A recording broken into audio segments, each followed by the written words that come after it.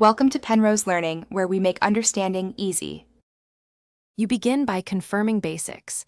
Identify whether you're on Ethernet or Wi-Fi and write down the adapter names so you know what to reset. Once done, temporarily disable any VPN or third-party firewall because they can block DHCP responses. This isolates the problem. Next, ensure you have your Wi-Fi password handy. Now open Settings, go to Network and Internet, then Status. We'll use the built-in network reset and adapter troubleshooting as the first actionable steps to restore correct addressing. Next, reinstall the network adapters. Either choose Network Reset or Open Device Manager, uninstall the wireless adapter driver, then restart so Windows reinstalls it.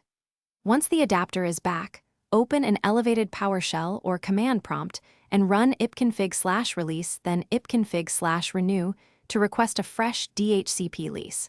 Follow with ipconfig/flushtons to clear stale records. Also run netch int IP reset and netch winsock reset to restore network status. Finally, reboot your PC and router, then reconnect to the Wi-Fi network and ensure the profile type is private so Discovery and DHCP behave normally.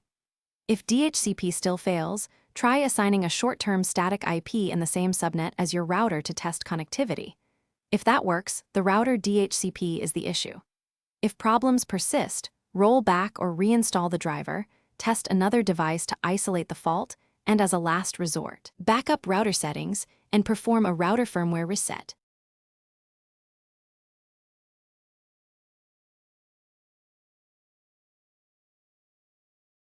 Thanks for watching. If this was helpful, leave a like and consider subscribing. See you next time.